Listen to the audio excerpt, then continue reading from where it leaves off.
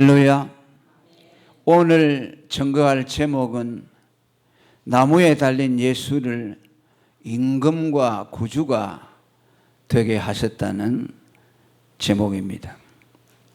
오늘 본문의 내용은 베드로와 사도들이 복음을 전하다가 사람들에게 붙잡혀서 제사장 앞에 끌려 나와서 문초를 받는 내용을 담고 있습니다. 오늘 읽지 않았습니다만은 그 앞에 보면은 제사장이 이렇게 말합니다. 우리가 예수 이름으로 사람을 가르치지 말라고 언금하였는데 너희가 너희 교를 예루살렘에 가득하게 했다고 그렇게 베드로를 책망하고 있습니다. 이 말을 들은 베드로와 사도들은 대제사장을 향해서 우리가 사람의 말보다 하나님을 순종하는 것이 마땅하다고 하면서 오늘 읽은 말씀들 30절에서 32절의 말씀들을 그 앞에서 변증을 했습니다. 그래서 오늘은 이 베드로가 대제사장 앞에서 자기의 믿음에 대한 변증의 내용을 가지고 오늘 생각하며 은혜를 받고자 합니다. 먼저 사도 베드로는 그들에게 너희가 나무에 달아 죽인 예수를 하나님이 살려주셨다고 말씀합니다. 복음의 핵심을 말씀하고 있습니다. 우리가 믿는 예수는 십자가에 달린 예수지요. 그분이 우리 죄를 위해서 십자가에서 대속의 죽음을 죽으시고 또 하나님이 그를 다시 살려주심으로 우리들이 하나님 앞에 의롭다함을 받았다고 확증해 주셨습니다. 그런데 지금 여기서 베드로가 말하고 있는 대상은 대제사장과 장로들입니다. 너희가 나무에 달아 죽인 예수라고 하는 말씀은 대제사장을 향해서 하고 있는 말씀입니다.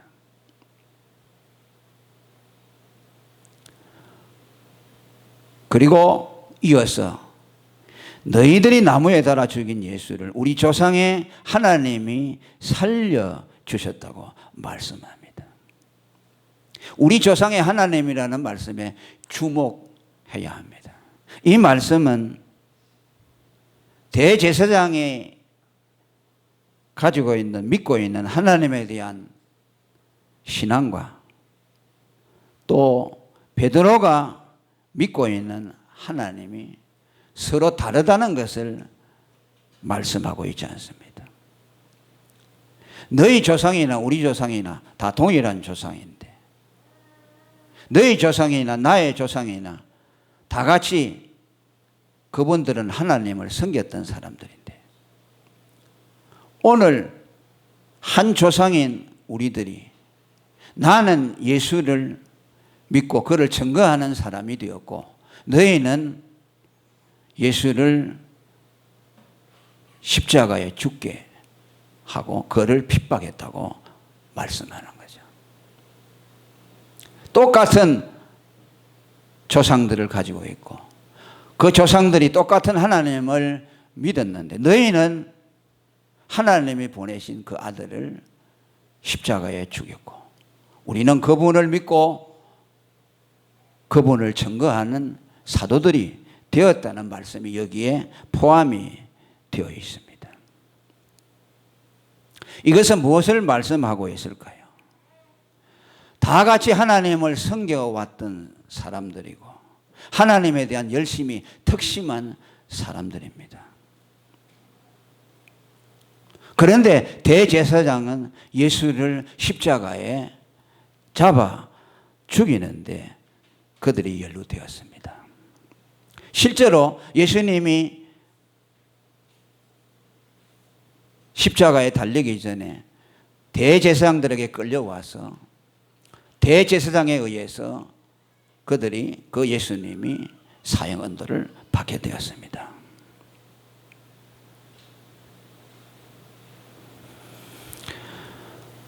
똑같은 하나님을 섬긴다고 하고 똑같은 동일한 조상을 가지고 있으면서도 왜 그들은 서로 다른 위치에 서게 되느냐. 한마디로 말하면은 그들은 하나님을 오해했기 때문입니다. 그들의 완악함과 눈먼이 하나님의 아들 예수를 알아보지 못하게 하고 그 예수님을 십자가에 달아 죽게 했습니다. 이것을 하나님은 이사야 선지자를 통해서 그들이 하나님의 사랑을 받지 못한 거로 하나님이 그들의 눈과 귀를 어둡게 해서 하나님의 아들 예수를 보면서도 알지 못하게 했다고 말씀했습니다. 요한복음 16장 2절에도 예수님이 제자들을 향해서 사람들이 아버지와 나를 알지 못해서 나를 죽이고 또 너희들을 핍박한다고 말하면서 이것이 자기들로서는 하나님을 섬기는 것이라고 그렇게 착각하고 있다고 말씀을 했습니다. 하나님에 대해 엄청난 열심을 가졌던 사도 바울도 마찬가지였습니다. 그도 그리스도를 만나기 전에는 하나님에 대한 열심이 특심했고 또 그 하나님에 대한 열심으로 예수와 성도들과 교회를 핍박했습니다. 그것을 로마서 10장 2절에는 그들이 하나님에 대한 열심이 있지만 지식이 없기 때문이라고 말씀했습니다. 하나님에 대한 오해, 지식에 대한 결핍이 이렇게 무서운 결과를 초래했다는 말씀입니다. 그러면 그들이 하나님을 어떻게 몰랐습니까? 하나님이 누구신지 정확하게 알지 못했다는 거죠. 하나님의 이름을 부르고 하나님을 섬긴다고 하지만 그들이 믿고 섬기는 하나님이 누구신지 정확하게 알지 못한 채 하나님을 섬겨왔다는 말씀입니다. 그 핵심은 무엇입니까? 하나님은 삼위일체 하나님이라는 것을 알지 못했다는 말씀입니다. 그들은 유일신 신앙은 가지고 있었지만 하나님이 세 인격을 가지신 삼위일체라는 것에 대해서는 알지를 못했습니다. 그들은 유일신 하나님을 섬기는 것을 매우 자랑스럽게 생각했습니다. 그러나 사실 그들이 믿고 있는 유일신은 참된 하나님이 아니라 단일신, 유대인들을 비롯해서 이슬람 교도들이 믿고 있는 단일신에 불과했고 꼭 그는 하나님이 아니라는 말씀입니다. 하나님은 성부 하나님이 계시고 성자 하나님이 계시고 성자 하나님은 인간의 몸을 입고 이 세상에 와서 그의 백성들의 죄를 대속해 주시는 분이라는 것을 그들은 알지를 못했습니다. 그저 하나님은 우주 만물을 창조하신 한 분 하나님 외에는 그들이 지식을 갖지를 못했습니다. 그런데 예수라는 자가 나타나서 그 예수라는 자도 나사렛에서 지극히 낮은 계층에 속하면서 목수일을 하는 그가 어느 날 광야에 나타나서 회개의 세례를 외치며 그가 자신이 하나님의 아들이라는 것을 말씀했을 때에 그 예수는 그들의 눈에 정신병자와 같고 이단으로 밖에 보이지를 않았습니다. 그래서 사도들이 예수를 전하는 것에 대해서 사람들은 나사렛 이단 괴수라고 말했습니다. 나사렛 이단의 말을 전하는 괴수라고 바울에 대해서 말씀을 했습니다.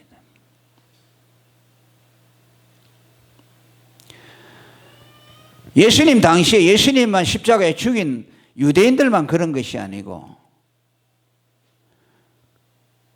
그들 앞서 있었던 조상들 중에도 그와 같은 생각을 가진 사람들이 많이 있었습니다. 성경에 나오는 이스라엘 유대인들이 나오지 않습니까? 그들이 다 하나님을 알고 하나님을 제대로 섬겼다는 것이 아니라는 말씀입니다. 그 가운데 일부분만이 삼위일체 하나님을 알고 제사를 드리면서도 그 제물의 실체가 장차 오셔서 사람의 몸으로 십자가에서 그들의 죄를 대속할 하나님의 아들이라는 것을 알지 못한 채 짐승의 피만 갖다 제사를 드렸습니다. 그리고 그들은 그들의 후손과 마찬가지로 예수님에 대해서 증거하는 선지자들을 핍박했습니다. 장차 하나님의 아들이 인간의 몸을 입고 이 세상에 와서 그의 백성들을 위해서 죽으실 것이라는 선지자들이 예언을 할 때에 그 백성들은 그 선지자들을 핍박을 했습니다. 예수님을 십자가에 죽이고 예수님을 증거하는 사도들을 핍박한 것처럼 그들의 조상 역시 똑같이 예수님을 증거하는 선지자들을 핍박을 했습니다. 사도행전 7장 51절에 보면 스데반이 설교하면서 같은 내용을 말합니다. 너희가 항상 성령을 거스려 너희 조상과 같이 너희도 하는도다. 너희 조상들은 선지자 중에 누구를 핍박지 아니하였느냐. 의인이 오시리라 예고한 자들을 저희가 죽였고 이제 너희는 그 의인을 잡아준 자요 살인한 자가 됐다고 말합니다. 예수님을 십자가에 달아 죽인 그들이 누구냐? 바로 너희 조상들이 너희와 똑같은 악행을 저질렀다는 거죠. 오실이라고 하는 의인, 곧 하나님의 아들이 사람의 몸을 입고 와서 그들의 죄를 대속해 준다는 그 말을 전하는 선지자들을 잡아 죽였다는 말씀이죠.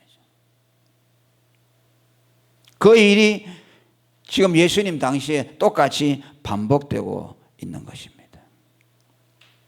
또 예수님 자신도 마태복음 23장 31절에 자기를 죽이려는 서기관 바리새인들을 향해서 말합니다. 너희가 선지자를 죽인 자의 자손됨을 스스로 증거한다.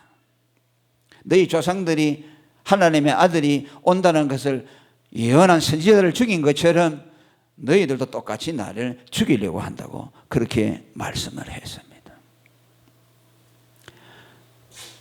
오늘도 하나님을 우리가 바로 알지 못하면 하나님을 대적하는 자가 된다는 것을 알아야 합니다. 우리가 믿고 있는 복음의 핵심은 삼위일체 하나님이십니다. 할렐루야. 그것이 복음의 핵심, 가장 중요한 것이에요. 우리 신앙에서 가장 중요한 것이 뭐냐? 삼위일체입니다. 하나님이 사람의 몸을 입고 와서 그 백성의 죄를 위해서 십자가에서 죽으셨다는 것이죠. 이것이 오해될 때에 이단이 생겨나는 거죠. 하나님의 교회나 신천지나 여호와의 증인이나 유대교나 이슬람교도나 다 삼위일체를 부정하는 데서 나옵니다. 지금 한국에 설치고 있는 이단들 보세요. 전부 그 잘못된 겁니다. 삼위일체를 부정하는 거예요.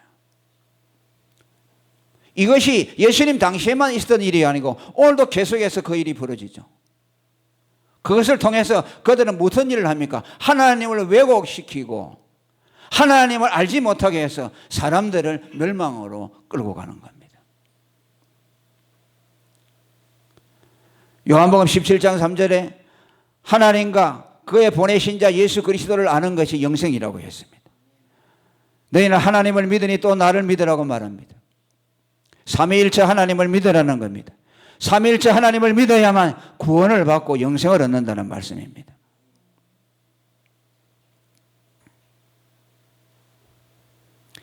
그리고 두 번째로 유대인들이 나무에 달아 죽인 예수를 하나님이 임금과 구주가 되게 했다고 말씀합니다. 30절에 너희가 나무에 달아 죽인 예수를 우리 조상의 하나님이 살리시고 그를 오른손으로 높이사 임금과 구주를 삼으셨다고 말씀합니다.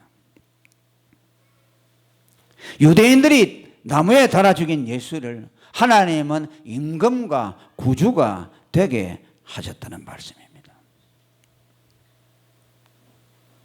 하나님이 인간을 구원하는 방법을 말씀해 주고 있습니다. 하나님이 인간을 구원하는데 어떻게 구원하느냐?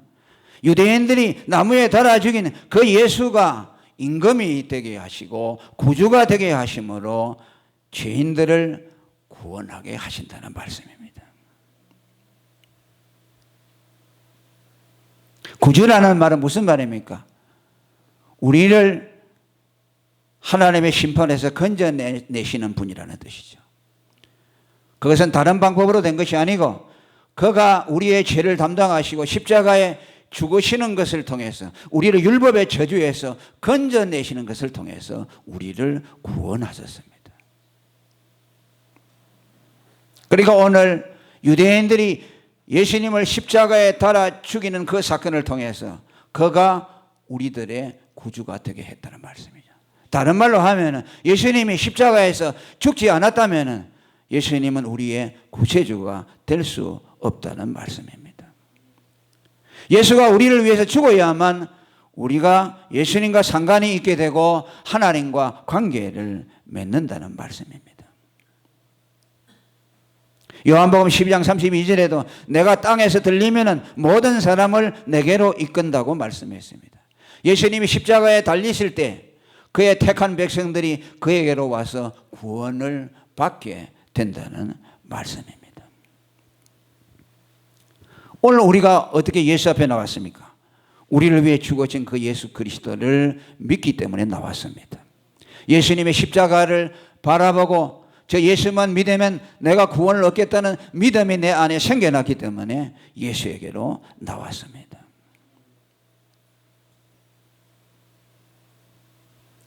예수의 십자가를 믿지 아니하고는 예수와도 관계가 없고 하나님과도 관계가 없습니다. 살아있는 예수, 십자가에 달리지 아니하는 예수를 믿어서는 구원을 받지를 못합니다. 예수를 그저 좋은 선생으로 우리에게 삶의 모범을 보이는 그런 분으로 믿는 자들에게는 예수님은 구주가 되지를 못합니다. 그가 나의 죄를 위해서 죽으신 하나님의 아들 그리스도라는 신앙을 가져야만 예수가 그들의 구주가 되는 겁니다. 할렐루야.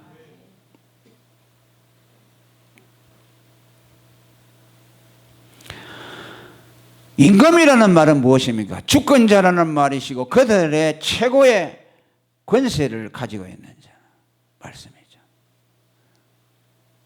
그러니까 예수를 자기를 위해 죽으신 구세주로 믿고 그를 믿으면 내가 구원을 받겠다는 믿음을 가진 사람은 동시에 예수가 그에게 임금이 되신다는 말씀입니다. 왜 그렇습니까? 당연하죠. 그분이 나를 구원해 준 구원자라고 할 때 그분이 내게 가장 중요한 분이 되어버리죠. 그분이 나를 살려주셨으니 그분이 죽으라 하면 죽고 그분이 살라 하면 살 정도까지 내가 그분에게 그분의 권세 아래 놓이게 되는 거죠. 이것은 그분이 우리를 그렇게 만들어서가 아니라 강요해서가 아니라 그분을 구세주로 믿는 사람은 그렇게 되도록 되어 있어요. 그분의 사랑이 우리를 강건해서 그분을 위해서 살도록 만들어주기 때문입니다. 예수는 구주로만 믿는 것으로 그칠 수가 없어요. 예수를 구주로 믿는 사람은 반드시 그분의 소유가 되어지고 그분을 위해서 살도록 되어집니다. 백부장이 자기 하인이 중풍병 걸렸을 때 예수님 앞에 나와서 고쳐달라고 하니까 가자 너희 집에 가서 그를 고쳐주리라 할 때 예수님 뭐라 했습니까? 가라고 할 때 그 백부장이 뭐라 그랬습니까? 나도 내 수하에 부하들이 있는데 말 한마디로 가라 하면 가고 오라 하면 오라 하는데 당신은 하나님의 아들 전능하신 창조주이십니다. 오실 필요가 뭐가 있겠습니까? 말씀만 하면 낫겠습나이다. 그분을 절대적인 권세를 가진 하나님으로 믿었죠. 예수가 그분만이 나를 구원해서 살릴 수 있는 유일한 구주라는 것을 믿을 때 그분이 내 삶에 영향을 미치지 않겠습니까? 그분이 나를 살려주신 구세주라고 믿는데 그분이 내게 말씀할 때 그 말씀에 대해서 그냥 한 귀로 듣고 한 귀로 흘릴 수가 있겠습니까? 내가 너에게 이렇게 하기를 기대한다. 너 내게 이렇게 좀 해줄래? 라고 예수님이 말씀할 때에 예수님은 나의 구세주지 더 이상 말씀하지 마세요 라고 말할 수 있습니까? 그렇게 할 수가 없죠. 구세주가 되시면 반드시 그의 삶에 절대적인 영향력을 차지하는 임금이 될 수밖에 없죠. 그런데 사람들은 오늘 이 분리해 놓고 있습니다. 예수님이 자기의 구주만 되기를 원하고 왕이 되기를 거부합니다. 이것은 잘못된 신앙이죠. 내가 정말 예수를 구세주로 믿는가? 그 믿음을 검증해 봐야 합니다. 아니 일개의 군대 장교도 가라 하면 가고 오라 하면 하는데 우리를 구원해 주신 예수님이 어떤 분입니까? 그분은 하나님이십니다. 그분이 나를 위해 죽어주셨는데 얘야 너 이거 좀 해달라 그렇게 말하는데 난 몰라요 라고 말할 수 있겠습니까? 말할 수 없죠.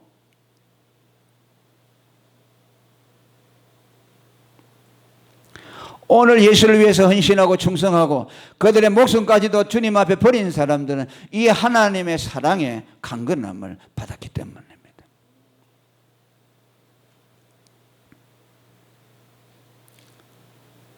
특별히 이 말씀은 누구를 향해서 말합니까? 지금 유대인들을 향해서 말합니다. 이스라엘을 향해서 말합니다. 대제사장들을 향해서 말합니다. 뭐라고 했습니까?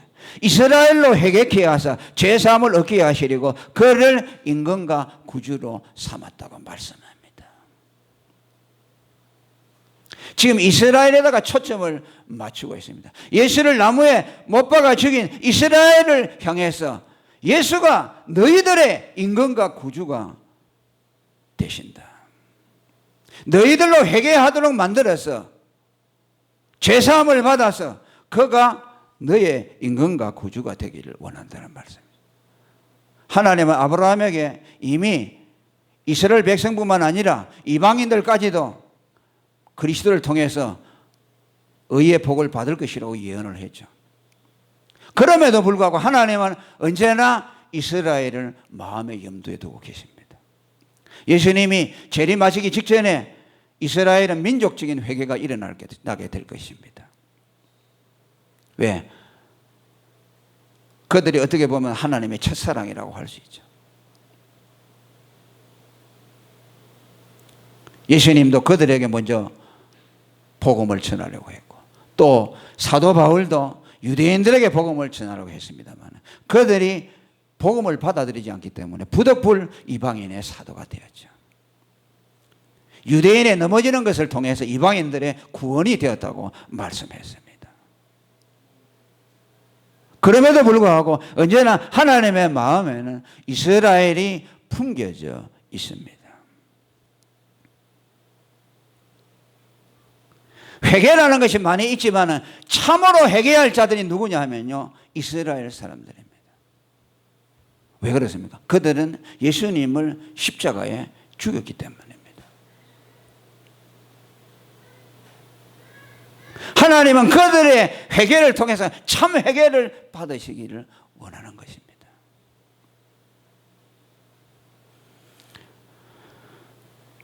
여러분 회개라는 것은 우리가 뭐 율법의 조문을 못 지키고 내가 나쁜 짓 하고 뭐 이런 거 우리는 그런 걸 주로 생각하죠. 그러나 참된 회개라는 것은요 예수님하고 관련이 되어 있어요. 이방인들은 예수님을 죽이지는 않았잖아요. 물론 예수님을 십자가에 못 박은 데는 이방인들 로마의 백부장 로마의 장교들이 거기에 연루됐습니다만 그건 뭐 대제사장들에 의해서 그들은 고용된 거죠. 그 악인들 법 없는 자들의 손을 빌어가지고 예수님을 못 박아 죽인 것이지 예수님을 죽인 자들은 유대인들이죠. 대제사장 서기관 바리새인 장로들이죠. 그러니까 여러분 그들이요 예수를 임금과 구주로 믿게 되면요 엄청난 회개가 일어나겠죠. 자기들이 죽였잖아요.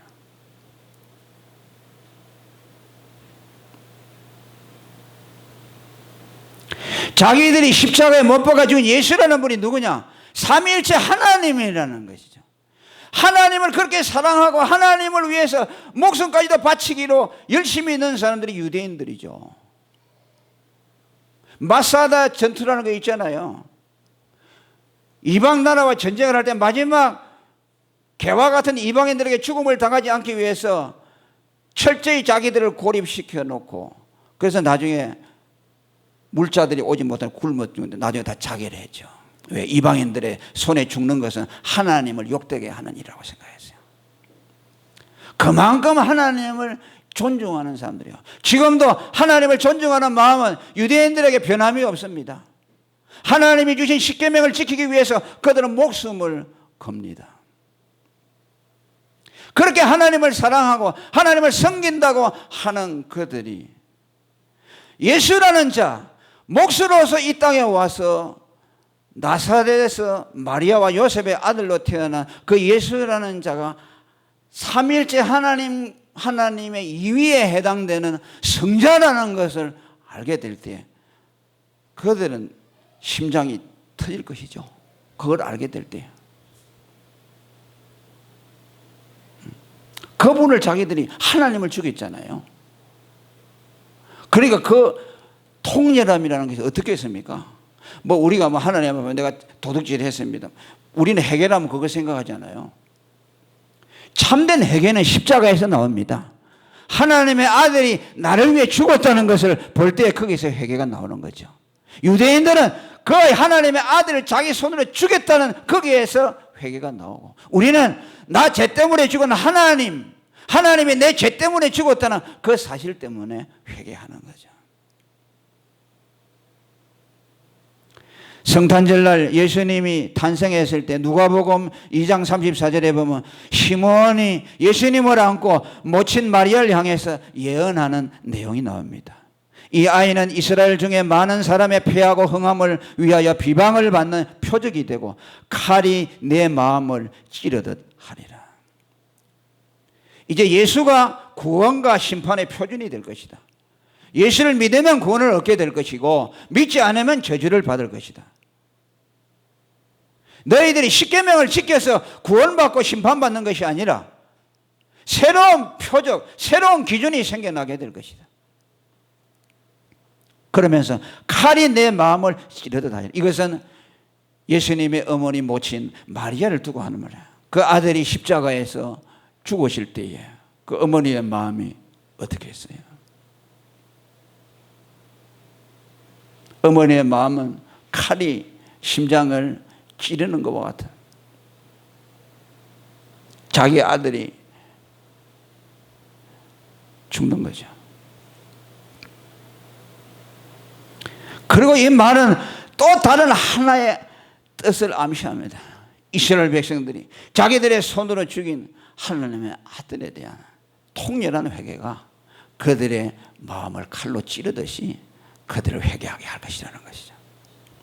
물론 주석가들 대부분들은 이것은 마리아에 대한 말이라고 말씀합니다만, 영적으로 이 말씀을 가만히 살펴보면 오늘 우리가 읽은 본문과 말씀할 때 하나님이 진실로 회개하기를 기대하는 자가 누구냐? 이스라엘들.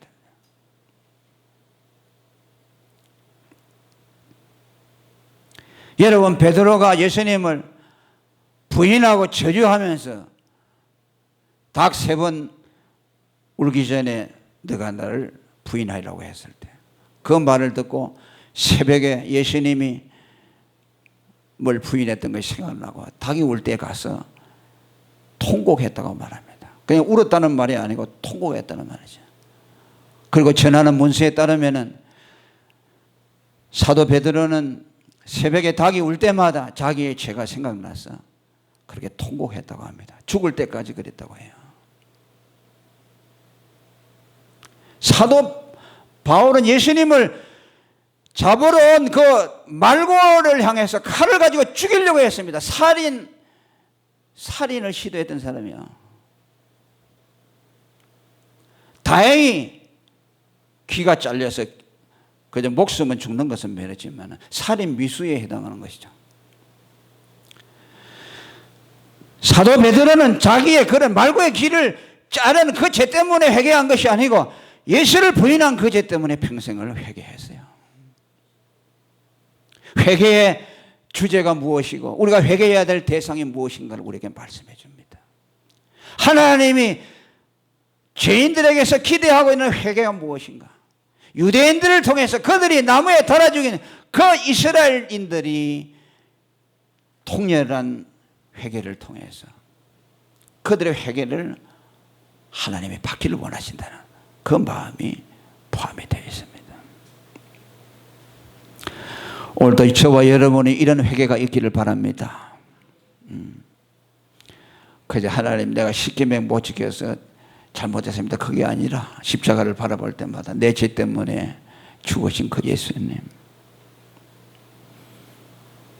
어찌하여 하나님이 사람의 몸을 입고 와서 나를 위해서 죽으셨나이까.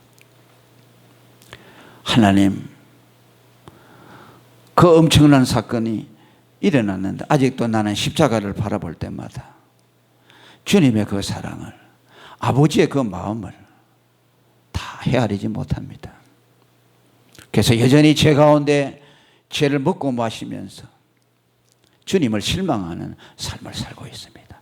그 사랑을 알게 하셔서 그 사랑에 의해서 나의 삶이 변화되어지도록 도와주시옵소서. 우리는 그렇게 기도해야 될 줄로 믿습니다. 그리고 마지막으로 하나만 더 말씀을 드리려고 합니다. 하나님은 나무에 달린 예수를 인간과 구주로 믿게 하시고 그들에게 성령을 주신다고 약속하셨습니다.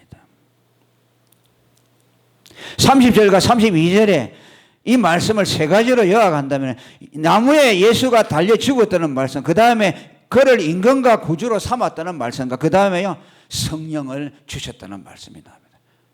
이 말씀을 세 가지로 요약하면 예수의 죽음과 예수님이 우리의 인간과 구주가 되셨다는 것과 그 다음에 성령을 주셨다는 말씀입니다. 오늘 우리는 성령을 생각할 때마다 우리는 언제나 예수님의 십자가의 죽음에 주목해야 합니다. 성령이 어떻게 오셨습니까? 삼위일체 하나님은 영원전부터 같이 계셨지만 우리에게 오신 그 성령은 어떻게 오셨습니까?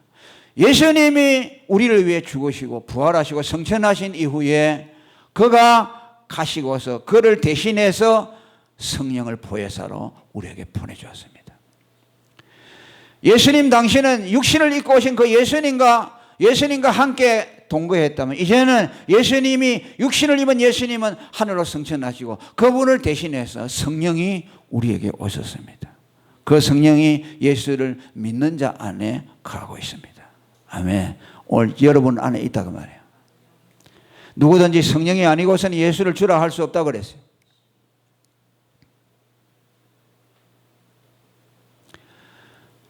그러니까 무슨 말입니까? 예수님이 죽고 부활하시고 성천하신 이후에 성령이 왔다. 바꾸어 말하면 예수님이 죽지 아니했다면 성령이 오지 않았다는 말씀이에요. 할렐루야. 예수님이 육신을 입고 와서 우리를 위해서 십자가에 죽지 아니했다면 성령은 오실 수가 없어요.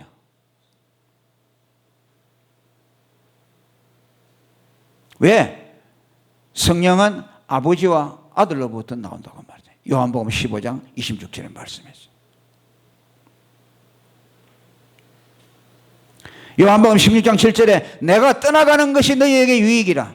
내가 떠나가지 아니하면 보혜사가 너희에게 오시지 아니할 것이요. 가면 내가 그를 너희에게로 보내리라고 말했습니다.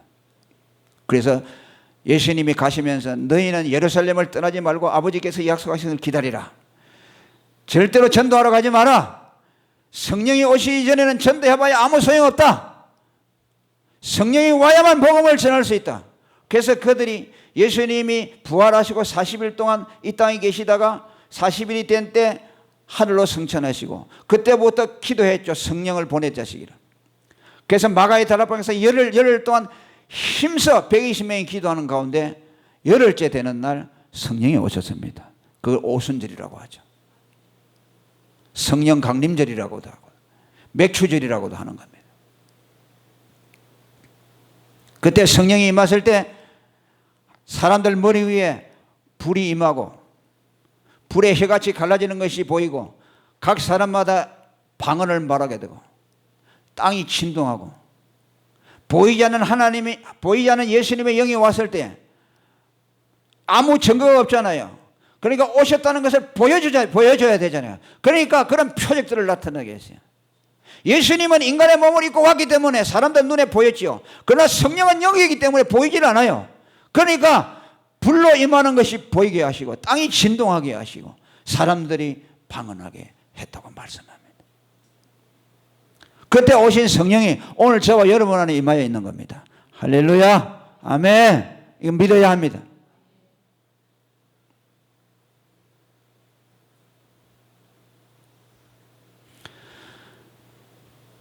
그러니까 예수님을 누가 성령을 받느냐?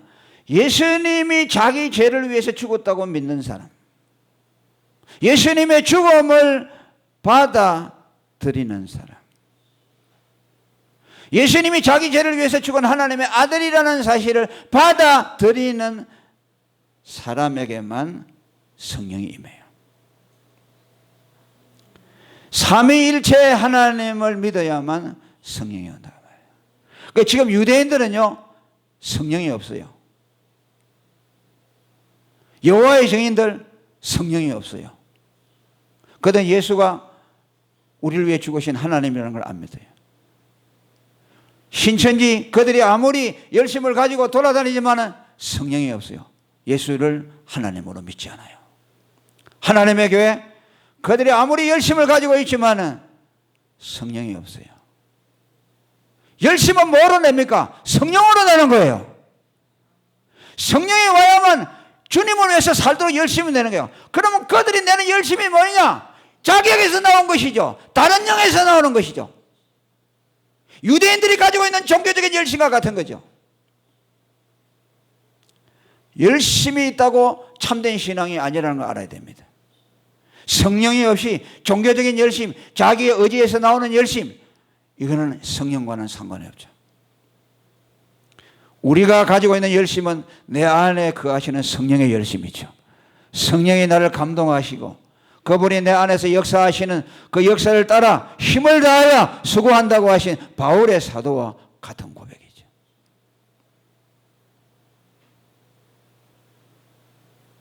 며칠 전에는 밤에 예배 드리고 가는데 수요일 밤인가요? 나보고 전도지를 주면서 믿으라고 하라. 그게 보니까 신천지요. 밤에도 전도를 해요. 이야, 대단하다.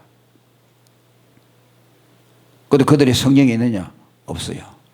여호와의 증인들, 저 서구청 앞에 봐서 매일 파수도 같은 거 놔놓고 지나가는 사람들 합니다. 그 더운 여름에 합니다. 예?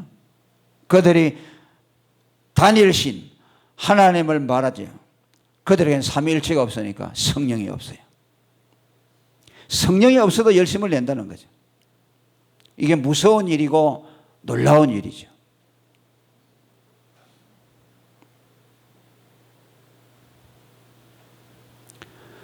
그리고 뭐랍니까? 순종하는 자에게 성령을 준다고 말했습니다. 여기 순종이라는 말에 주목해야 합니다. 32절에 하나님이 자기를 순종하는 사람들에게 주신 성령이라고 말합니다. 이 순종은 뭘 말합니까?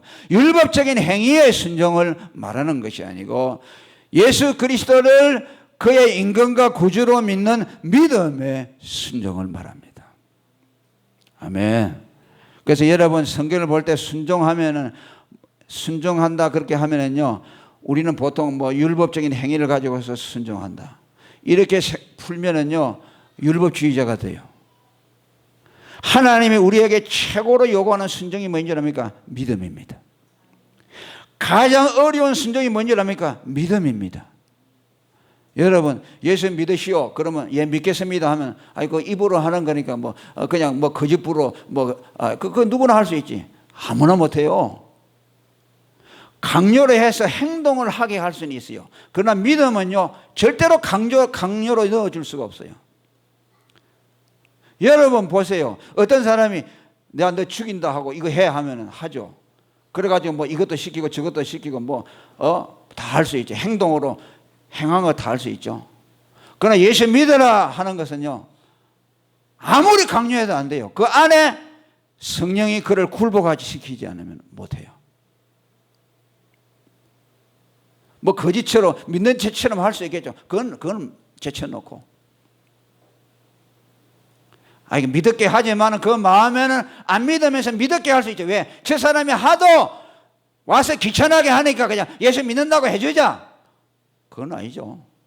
참으로 예수를 믿는 사람은요, 인간이 할 수 없어요. 가장 어려운 복종이 마음의 복종이에요.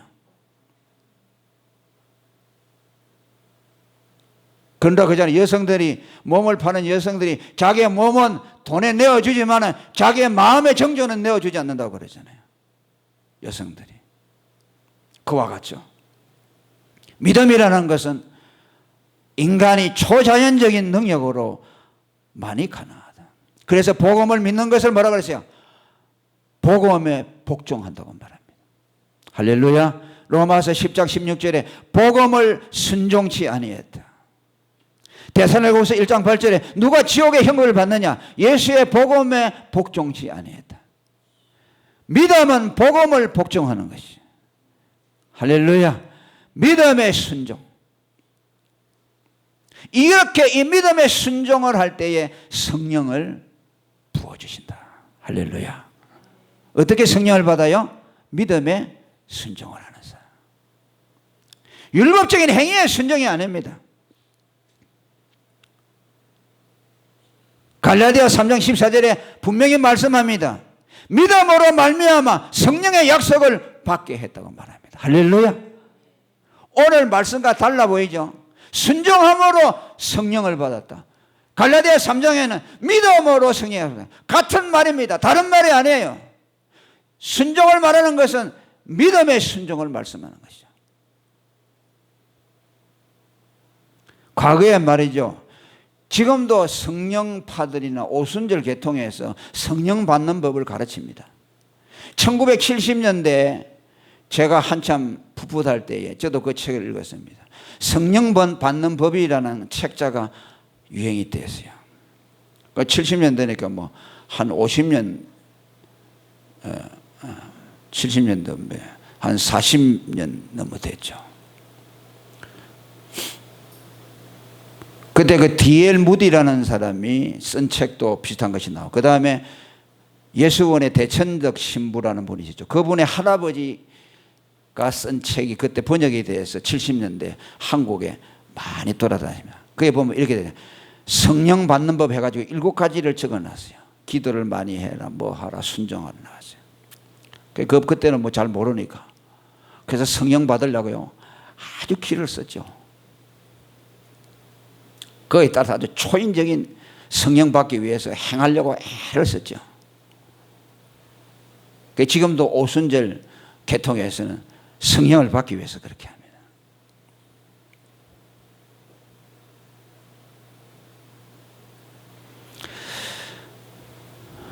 성령은 예수님으로부터 나와요. 그 예수를 믿을 때에 성령이 나옵니다. 그 예수가 나를 위해 죽으신 하나님의 아들이라는 믿음을 가질 때에 그 예수를 믿는 믿음에 성령이 부어져요. 왜냐하니까 성령은 예수에게서 나온 영이기 때문에 예수님을 영화롭게 하는 영입니다. 그러니까 예수가 십자가에 달리는 것을 통해서 우리의 인권과 구주가 되게 했고, 또 예수가 나무에 달림으로써 그를 믿음으로 성령을 받게 했다. 이것이 오늘 우리가 읽은 말씀의 내용입니다. 여러분, 왜 예수가 인간과 구주가 되게 했습니까? 그가 아버지의 뜻에 순종하여 자기의 목숨을 내어주었기 때문에 하나님이 우리들을 그의 소유로 주시기 위해서입니다. 그를 믿어서 그의 소유가 되도록 하기 위해서 예수 이름의 구원을 약속했습니다. 모든 무릎이 예수의 이름에 꿇도록 했습니다. 그리고 그 믿음을 가질 때에 그 아들로부터 성령이 부어지도록 하셨습니다. 왜? 그 아들이 영화롭게 되도록 하기 위해서. 성령을 받으면 어떻게 해야 되냐? 예수를 믿으면 된다더라 라고 예수를 참으로 그의 구주로 고백할 때에 그에게서 성령이 그에게 부어지고, 그 성령을 부어짐으로 말미암아 그는 더 예수 그리스도를 의지하게 되는 겁니다. 할렐루야. 왜? 성령은 예수 그리스도를 우리에게 알게 하시는 분입니다. 성령이 오시는 것은 뭐냐? 하나님이 사람의 몸을 입고 와서 우리를 위해 죽으셨다는 그 사실을 깨닫도록 하기 위해서 성령을 주신 거예요. 아멘. 방언하고 환상 보고 이런 것들을 주시는 것이 목적이 아니라 그것은 성령이 오셨다는 것을 표적으로 보여주시는 것이고, 성령이 오신 목적은 하나님의 아들을 계시해 주기 위해서. 아멘. 할렐루야. 그래서 유명한 후커마라는 신학자는 이렇게 말했습니다. 예수께서 그리스도이시며 하나님의 아들로서 육체로 오신 것을 믿게 하기 위해서 성령이 믿는 자 속에서 내주하여서 지속적으로 예수에 대해서 증거해 주신다고 말합니다. 할렐루야. 그러니까 예수를 믿어야만 성령이 오시고, 그 성령이 오셔서 하시는 일이 뭐냐? 하나님의 아들을 알게 하시는 거예요. 그래서 그 아들이 얼마나 소중하고 그분이 하나님인데 사람의 몸을 입고 와서 우리를 위해 죽었다는 사실을 계속 깨달도록 만들어서 그 하나님의 사랑 안에 깊이 들어가도록 만들어 줌으로써 예수를 더욱 사랑하도록 만들어 주시는 것이 성령이 오신 목적입니다. 그러니까 성령은 뭐요? 예수를 영화롭게 하기 위한 거죠. 만일 여러분이요, 너희가 율법을 잘 지켜가지고 너희가 완전하게 살아서 성령을 받는다고 하죠. 그러면 그렇게 해서 성령을 받았다고 칩시다. 그러면 그 사람이 누구를 높이겠습니까? 예수를 높이겠습니까? 자기 의를 높이겠습니까? 자기 의를 높이게 되죠. 내가 이렇게 하니까 성령을 받았다. 그러면 초점이 어디입니까? 자기에게 가죠. 하나님은 그런 식으로 하잖아요. 하나님은 모든 것을 자기의 영광을 위해서 하십니다. 아멘. 하나님은 아들을 높이는 데 모든 초점을 맞췄습니다. 나를 공경하려면 내 아들을 공경하라고 말합니다. 너희가 나를 섬기려고 하느냐? 내 아들을 섬기라고 말합니다. 나를 사랑하느냐? 내 아들을 사랑하라고 그랬어요. 내 아들을 사랑하지 않고 섬기지 않는 자는 나를 사랑하는 것이 아니라고 말했죠. 그렇게 유대인들 보고 뭐라니까? 너희들이 나를 사랑하는 것 같지만 하나님을 사랑하는 것 같지만 하나님을 사랑하지 않는다. 왜? 나를 믿지 않기 때문이다. 예수를 믿지 않는 사람은 아무리 엄청난 일을 한다 할지라도 하나님과 상관이 없다는 말씀이에요.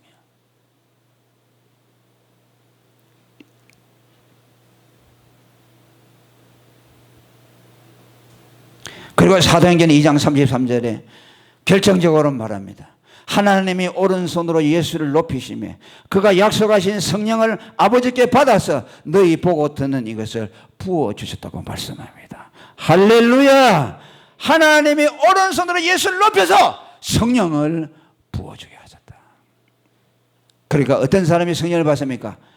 예수만이 구원이고 그분만 믿으면 살겠다는 오직 예수의 신앙을 가진 사람들에게 그분을 높이기 위해서 성령을 부어주신다는 것을 믿으시기를 바랍니다.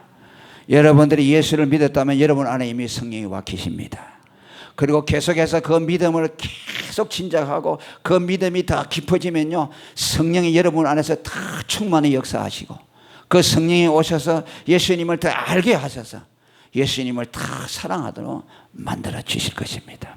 이것이 오늘 이 사도 베드로가 이 말씀을 통해서 우리에게 주신 하나님의 놀라운 비밀입니다. 이 비밀을 여러분 모두가 소유하시기를 축복합니다. 할렐루야.